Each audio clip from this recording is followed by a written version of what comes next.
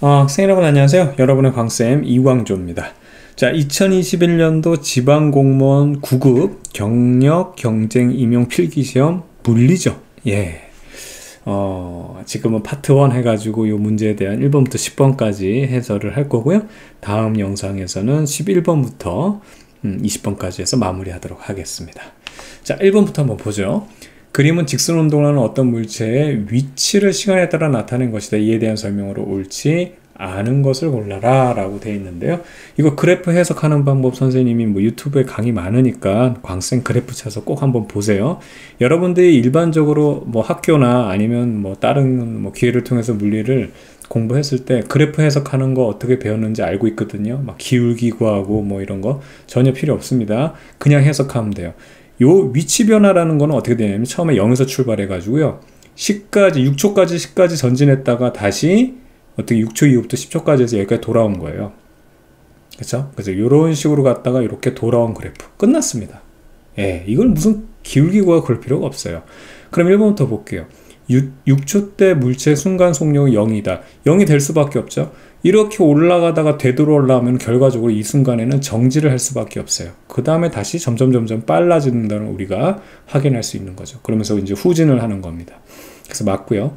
0에서 10초 동안 이동한 거리 그대로 누적해주면 되죠. 전진으로 10 가고 후진으로 6을 갔어요. 맞죠? 그래서 16입니다. 그 다음에 0에서 10초 동안 평균 속력과 평균 속도를 구하는 건데 10초라는 건 동일한데 속력은 이동거리죠. 그래서 10 올라가고 6 내려왔으니까 16이 되겠고, 속도라는 건 변이죠. 변이는요 처음 위치에서 현재 위치까지 이렇게 해서 직선거리예요. 그렇죠? 위치 변화를 찾다 보니까 변이는요 현재 위치를 알 수 있어요. 그럼 4거든요. 4 출발점을 기준으로 해서 지금 4의 위치에 있어요. 이게 위치 변화인 바로 변이의 개념입니다. 그렇다면은 4가 돼야 되겠죠. 이쪽이 더 커야 됩니다. 그래서 평균 속력이 더 커야 되겠고요. 그래서 이게 틀린 거는 3번이 정답이 되겠고, 그 다음 0에서 10초 동안 평균 속도의 크기는 여기 구해놨죠. 0.4가 될 것이다. 맞다. 그래서 3번 이렇게 체크하면 되겠습니다. 자, 2번으로 넘어가 보면 고열원으로부터 Q의 열을 공급받아서 외부에 W만큼 일을 하고 저열원으로 Q의 열을 방출하는 어떤 열기관을 나타낸 것으로 Q가 2분의 Q입니다. 그러니까 결과적으로 Q 먹어가지고 W 일을 했는데 여기서 내보내는 거, 일 안 하고 버린 게 얼마냐면 2분의 Q니까 먹은 것 중에서 버린 게 2분의 Q니까 나머지 일한 것은 2분의 Q가 되겠죠.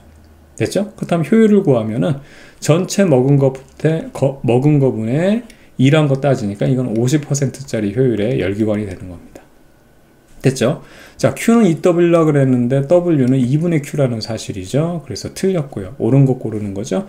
자, 열기관의 열효율 50%라는 거 방금 우리 구했습니다. 됐죠? Q를 줄인다면, 버리는 걸 줄인다면 어떻게 되겠어요? 당연히 일한 양이 늘어날 거니까 효율은 올라갈 것이다. 이게 증가할 것이니까요. 그래서 떨어진다. 잘못됐고요. Q는 W인 열기관을 만들 수 있다고 그랬는데 이거 연력하기 2법칙대기 안 된다. 이건 여러분 다 알고 있어요. 근데 왜 안 되냐면 이게 지금 Q가 W가 되려면 저열원이 없어야 되거든요. 그럼 저열원이 0이면 좋은 거 아니에요? 라고 생각하는데 가장 기본적인 거는요. 항상 열이 많은데, 즉 에너지가 많은 데서 에너지가 적은 데로 이동하게 돼 있어요. 근데 저열원이 0이라는 거는 이게 없다라는 겁니다. 이게 값이 0이라는 게 아니고 없다라는 얘기예요. 그럼 열은 이동하지를 않아요. 무슨 얘기인지 아시겠죠? 이 열기관에서 열이 이동하지 않기 때문에 이게 될 수가 없는 거예요. 아시겠죠? 그 의미입니다.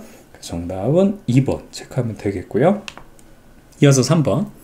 밀폐된 빈 압력밥솥을 가열할 때, 밀폐된 빈 압력밥솥이죠. 그렇죠? 압력밥솥에는 공기의 압력과 부피의 연력 각적 관계를 계략적으로 나타낸 그래프는 이렇게 돼 있는데, 결과적으로 압력밥솥이 끓이면 여러분 밥솥이 이렇게 있던 밥솥이 점점 커지는 거 아니죠? 딱 갇혀 있어요. 그래서 부피 변화가 이렇게 있으면 안 되는 거예요. 부피 변화가 있으면 안 돼요. 그냥 이거잖아요. 그러면서 계속 열을 가하니까 부피는 변하지 않는데 압력이 커지겠죠. 그러니까 이 압력 부분은 증가한다. 그래서 4번 이렇게 체크하면 되겠어요. 자, 4번으로 넘어가 볼게요. 자, 저마늄에 비소가 도핑된 물질의 구조를 나타내는 것이다. 이에 대한 설명은 옳지 않은 것을 골라라 라고 돼 있는데, 이거 반도체 얘기하는 겁니다. 불순물 반도체죠. 비소가 지금 섞여 있어요. 지금 잉여전자가 하나 보이죠? 그래서 요거는 N형 반도체. N형 반도체가 됩니다. 그러니까 요 잉여전자들, 여기는 하나만 그려져 있지만 여기에도 피소, 여기에도 피소, 여기에도 피소 막 이런 게 섞여 있으면 잉여전자들이 꽤 많겠죠? 얘네들이 뭐 전화 나르게라고 해가지고 훨씬 더 전류를 잘 통하게, 그러니까 순수 반도체보다 뭐 P형이 됐건 N형이 됐건 불순물 반도체가 전기를 잘 통하게 한다라는 거, 그거 하나 기억해 두면 되겠습니다. N형 반도체 맞고요. 원자과 전자가 피소는 5개, 저마늄은 4개 맞죠? 기본적인 순수 반도체는 14조 원소인 원자과 전자 4개짜리고요. 자, 여기 14개니까 4개짜리고, 지금 여기서는 잉여전자가 하나 있으니까 그보다 전자가 하나 더 많은 15조 원소인, 그렇죠? 5개짜리. 맞는 내용 되겠고, 전압을 걸어줄 경우는 주된 전화 나르게는 잉여전자죠. 양공이 아니다. 그래서 여기는 전자가 되어야 됩니다. 그냥 기호로 쓸게요.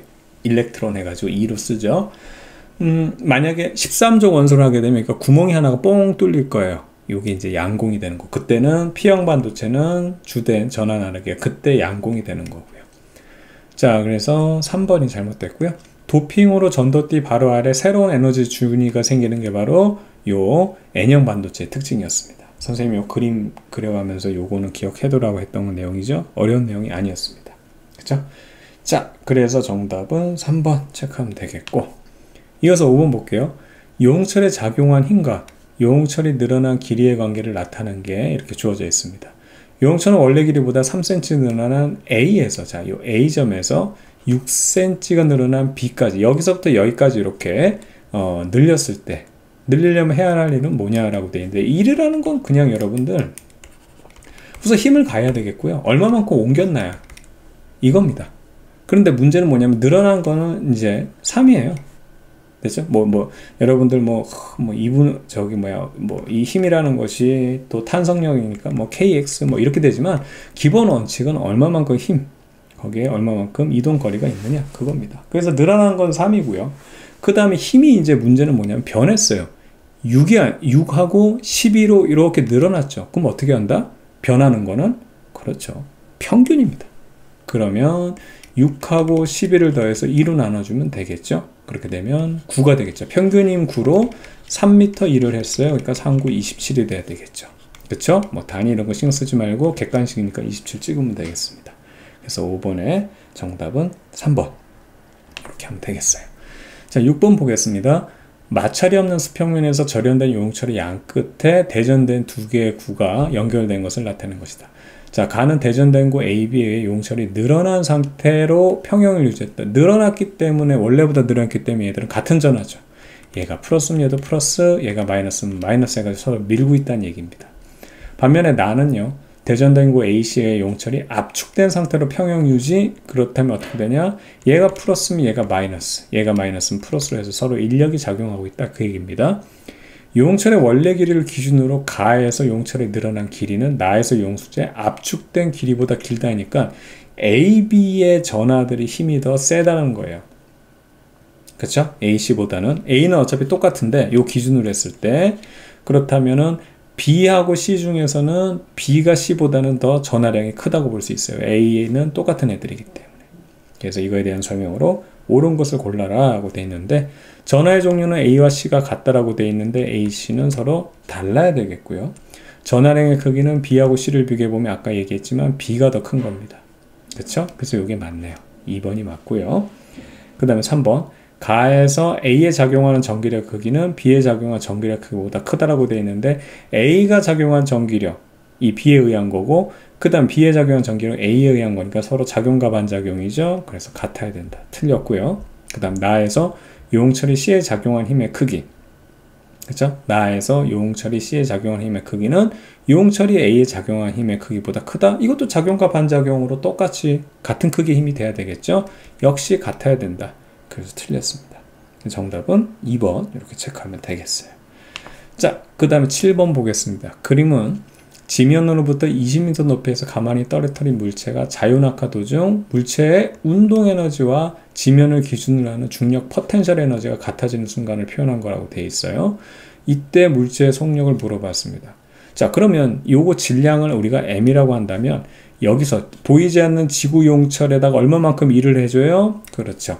mg라는 힘으로, 요 물체에 mg라는 힘으로 20m만큼, 요게 mgh거든요. 이만큼 장전한 상태에서 얘가 이렇게 풀리기 시작해요. 그런데 여기서 얘가 지금 중력이 이제 다시 잡아당기면서 이 용철이 풀리기 시작하죠. 그러면서 운동 에너지로 전환이 되는 겁니다.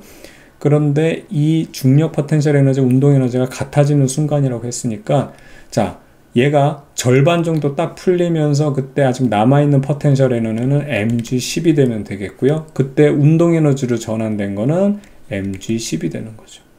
그죠? 근데 요게 운동 에너지, 요거는 이제 아직 남아있는 포텐셜 에너지, 여기 뭐 용철 있으면 여기 남아있는 포텐셜 에너지를 하면은 여기 떨어진 이만큼이 운동 에너지로 전환된 게 요건데, 운동 에너지는 질량 m짜리라고 하면 2분의 1 mv 제곱이 될 것이다. 그럼 요거 사라지고요. 중력 가속도 10으로 잡았으니까 요게 100입니다. 그럼 2를 곱해주면 200은 v 제곱. 그쵸? 그럼 요거 루트 씌워주게 되면 10 나와서 10 루트 2가 속도가 되겠네요. 그래서 정답은 3번 이렇게 체크하면 되겠습니다. 자, 그 다음 8번 볼게요. 표는 등속 운동을 하는 입자 입의 운동량, 속력, 물질파의 파장을 나타낸 것이다. 이에 대한 설명으로 옳은 것을 골라라 라고 돼 있어요. 그쵸? 자, 우리 물질파인데 파동의 대표 항상 선생님이 뭐라고 뽑았어요? 파장입니다. 그렇다면 자, 여기다 쓸게요. 파동의 대표는 파장. 그 다음에 입자의 대표는 뭘 뽑는다? 질량을 뽑아내면 되는데, 파동 항상 움직이니까 물질도 우리가 입자라는 것도 생명력을 주자, 움직이게. 그럼 속도까지도 같이 고려해 주자. 그래서 이게 바로 뭐가 되냐면 운동량이 되는 겁니다. 파동과 입자는 서로 어떻게 되느냐? 완전히 반대적인 성격이라고 그랬죠? 그래서 파동과 입자는 반비례한다. 근데 얘네들이 이퀄로 만들어주는 파동성과 입자성을 매개하는 상수가 바로 플랑크 상수하였다. 이게 바로 드브로이의 물질파에 대한 내용입니다. 되게 간단하죠? 자, 그럼 요거에 대한 설명으로 옳은 것을 골라라 라고 되어 있는데, 지금 다 주어져 있는 게 B니까 얘를 기준으로 보면 되겠어요. 자, B 같은 경우는 파장이 있고요. 그 다음에 운동량이 얼마냐면, 자, 이때 운동량이 EP였어요. EP 플랑크 상수. 됐죠? 그렇다면 A 같은 경우는 어떻게 되냐면 파장이 기억이에요. 몰라요. 그렇죠? 그 상태에서 운동량은 P고 플랑크 상수는 동일하거든요. EP분의 H가 요 파장이라면, 람다라면 P분의 H는 얼마가 돼야 되겠어요? 그렇죠. 2파장이 돼야 되겠죠. 2람다가 돼야 됩니다. 자, 그러면 기억부터 볼게요. 기억은 3파장이다 틀렸죠. 그래서 이게 2람다가 돼야 되겠고, 그 다음에 플랑크 상수 물어봤는데 하는 물어보는 거야. 하. 그럼 이거 그냥 두 개 곱해주면 되죠. 그러면 2파장에 그 다음에 이 지금 람다의 운동량 곱해주면 되니까 요거 3이니까 요것도 틀렸네요. 되겠죠? 자, 그 다음에 입자의 질량은 B가 E의 2배라고 돼 있는데, 자, 그렇다면 지금 우리가 알 수 있는 것 중에서 이 운동량을 갖다가 얘가 속력이 V니까 얘를 그냥 갖다가 A의 질량을 M이라고 한번 해보죠. 그때 속력이 V였어요. 됐죠? 그럼 B 같은 경우는 지금 EP니까 지금 MV가 P니까 EMV가 돼야 되는데, 여기 주어진 게 요 녀석이 3V래요. 그렇죠? 그렇다면 여기에 대한 그 EMV가 되기 위해서, 자, 그럼 여기 여러분 좀 쓴 게 헷갈리니까 이렇게 한번 써볼게요. 요거 같은 경우에는 결과적으로 EP가 돼야 되는데 요때 질량을 몰라요. 그런데 V는 3V래요. 됐죠? MV가 P인데 여기 같은 경우는 EP가 돼야 된대요. 됐죠? 그렇다면은 우리가 자, 요것도 그냥 써볼게요. MV가 P다. 이렇게 나타낸대. 그럼 이게 얼마가 돼야 되냐면 결과적으로 요게 EMV가 돼야 돼. 근데 요거 없애주게 된다면 네모는 얼마가 돼야 되냐면 3분의 2m이 되면 되겠죠. 그래서 결과적으로 2배다 라고 되어 있는데 2배가 아니죠. B가 E의 3분의 2배가 돼야 된다. 이렇게 해서 틀렸고요. A와 B의 운동에너지비는 1대6이다 라고 되어 있는데, 자, 뭐 B 같은 경우는 운동에너지 구하면 여기 뭐 2분의 mv제곱 이렇게 해도 되지만, 여러분들 요거 하나 꼭 기억해 두라고 그랬죠. 운동에너지라는 거는 우리가 달리 현대물리에서 쓰는 표현은 2m분의 그 다음에 p제곱입니다. 요게 mv제곱, 그쵸? 요게 m제곱 v제곱이 되니까 2m으로 나눠주게 되면 2분의 mv제곱 그대로 되는 거거든요. 그러면 B 같은 경우는 자 운동에너지가 어떻게 되냐면 자 보세요. 결과적으로 지금 운동량의 제곱 P의 제곱 그 다음에 질량은 아까 3분의 2m 거기다가 2를 곱해줘야 되죠. 2를. 그래서 여기가 3분의 4m 이렇게 되면 되겠어요. 자 A 같은 경우는 어떻게 되냐면 질량은 m이었기 때문에 2m 써주고요. 운동량의 제곱 여기가요. B가 2P네요. 2P. 요거 선생님이 잘못 썼습니다. 그러면 여기가 2P니까 A를 봤나봐요. 2P의 제곱이 돼야 되겠고 얘는 2M에다가 P의 제곱이죠. 그쵸? 이렇게 하면 되겠어요. 자 그러면 보세요. 우선 뭐 M 같은 거 띄워버리고 P 같은 거 띄워버리면 어떻게 되냐면 그 시간 써지네. 3분의 4분의 4가 되겠고 얘는 2분의 1이 돼요. 맞죠? 자 그럼 여기서 요거 약분이 되니까 결과적으로 얘는 그냥 1분의 3이 되거든요. 그럼 양변에 1을 곱해주면 여기 1 남고 여기는 6이 돼요. 그래서 1대 6이 되겠죠. 그래서 4번이 맞는 내용이 되는 겁니다. 되겠죠? 좋습니다. 이렇게 해서 우리가 8번까지 풀었고요. 9번 볼게요. 피엔접합 다이오드 나오는 문제인데 피엔접합 다이오드 저항 전지 스위치로 구성한 회로다. 이에 대한 설명으로 옳은 것은 이렇게 되어 있습니다. 스위치를 A에 연결하면 이렇게 연결하면 여기가 플러스 마이너스니까 이런 식으로 해서 N형 반도체에 플러스 전압 걸리고 그 다음에 따라가 보면 요 마이너스 쭉 마이너스 P에 걸리죠. 그래서 P형의 마이너스 N형의 플러스니까 역방향 전압이 걸리기 때문에 전류 차단됩니다. 그래서 스위치 A에 연결하면 다이오드에 역방향 바이어스가 걸려야 되겠고요. 스위치를 A에 연결하면 P형 반도체에서 N형 반도체 전류가 흐르지 않아야 됩니다. 그쵸? 그 다음 3번 스위치를 B에 연결하면 여기가 플러스 마이너스가 플러스 쭉 따라가서 만나는 곳 여기가 자 색깔을 달리 해볼까요? 자 플러스가 쭉 따라가면 여기 플러스 걸린 거고 B에 연결하면 마이너스 쭉 따라가면 여기 마이너스 P에는 플러스 N형에는 마이너스 순방향 바이어스 걸렸죠? 그럼 전류가 그대로 흐르게 됩니다. 자, 스위치를 B에 연결하면 양공과 전자가 계속 결합하면서 전류가 흐른다. 맞는 내용 되겠죠. 그 다음에 스위치를 B에 연결하면 전류 흐르고 있어요. N형 반도체에 있는 전자가 PN 접합면을 통과하게 되겠죠. 전류가 흘러야 되기 때문에 멀어지는 게 아닙니다. 그래서 정답은 3번.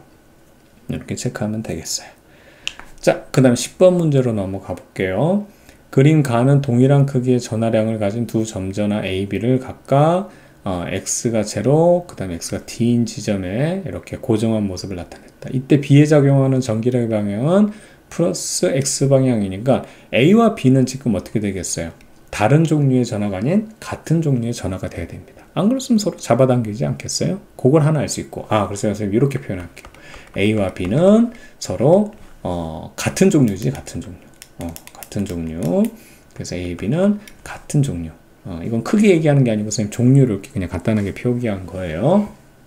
그 다음에 이 상황에서 C를 자 나는요 가에서 점전한 C를 3D 지점에 놨더니 고정한 모습을 나타낸 것으로 B의 작용은 알자임이 여기가 제로가 됐대요. 전기력이 0이라는 얘기죠. 힘의 평형점이에요. 맞죠? 이거 선생님 태양과 달 굉장히 강조했었죠. 그럼 봐봐요. 힘의 평형점이 A하고 C가 있을 때 이 힘의 평형점, 이 상황이 A 쪽에 가깝죠. 그럼 여기 지구라고 생각한다면 A가 달, C가 태양이 되는 겁니다. 이 설명 이해할 수 있어야 돼요. 그렇기 때문에 잘 보세요. 우선 첫 번째, A와 C를 기준으로 했을 때 내부, A와 C의 내부에 어떻게 평형점이 있기 때문에 얘네들은 같은 종류의 전하가 되겠고요. 그 다음에 A와 C의 크기를 비교하게 되면 A보다 C가 더 멀리 있음에도 불구하고 평형을 이뤘기 때문에 C가 태양, A는 달이 돼서 C가 A보다 큽니다. 그러면 A, B, C가 다 모두 같은 종류의 전하, 그 다음에 크기를 비교하면 A가 C보다 크다. 이 정도 정보를 바로 뽑아낼 수 있어야 되는 거예요. 되겠죠? 자, 그럼 1번부터 볼게요. 전하량은 C가 A의 2배라고 되어 있는데 지금 얘는 1배 떨어져 있고 얘는 2배 떨어져 있죠. 그렇다면 크기는 얘가 4배가 더 큰 겁니다. 그래서 C가 A의 2배가 아니라 4배가 커야 된다. 그래서 틀렸고요. 그 다음에 2번 A, B는 서로 다른 종류의 전하라고 되어 있는데 같은 종류의 전하가 돼야 되겠죠. 그래서 틀렸습니다. 그 다음 A, C 사이에는 서로 당기는 힘이 작용한다고 했는데 A, C 같은 경우도 같은 종류의 전하기 때문에 서로 당기는 게 아니고 밀어야 되겠죠. 4번이 정답이 되겠는데 한번 체크해 보겠습니다. B가 A에 작용하는 힘의 크기를 물어봤어요. B가 A를 잡아당기는 힘의 크기는 C가 A에 작용하는 크기, 자, C가 A에 작용하는 힘의 크기보다 크다라고 되어 있는데, 자, B가 A에 작용하는 힘은 A가 B를 작용하는 힘과 크기가 작용과 반작용으로 똑같죠. 그쵸? 그 다음에 자, 그럼 여기서 한번 봐봐요.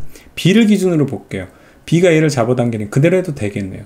그럼 요 힘과 B가 A가 평형점이니까, 그 다음에 C가 B를 잡아당기는 힘, 이게 똑같아요. 그런데 문제는 C가 A를 당기는 힘이라고 했으니까 A는 B보다는 더 멀리 떨어져 있죠. 그럼 약해질 거 아니에요. 자, 다시 한번 그러니까 B가 A를 당기는 힘이나 그 다음에 B가 C를 당기는 힘은 똑같아야 돼요. 그쵸? 근데 B가 A를 당기는 힘과 C가 B가 아니라 C가 A니까는 B보다 멀리 있는 애니까 거리적인 요소 때문에 더 약해져야 되겠죠. 이쪽이 더 큰 거예요. 그렇죠? 그래서 B가 A에 작용하는 힘의 크기는 C가 A에 작용하는 힘의 크기보다 크다. 맞는네요. 그래서 정답 4번 이렇게 체크하면 되겠습니다. 좋습니다. 이렇게 해서 우리가 10번까지 풀어봤고요. 이어서 다음 영상에서 파트 2에서 11번부터 20번까지 다시 만나도록 하겠습니다. 여러분들 수고 많았습니다.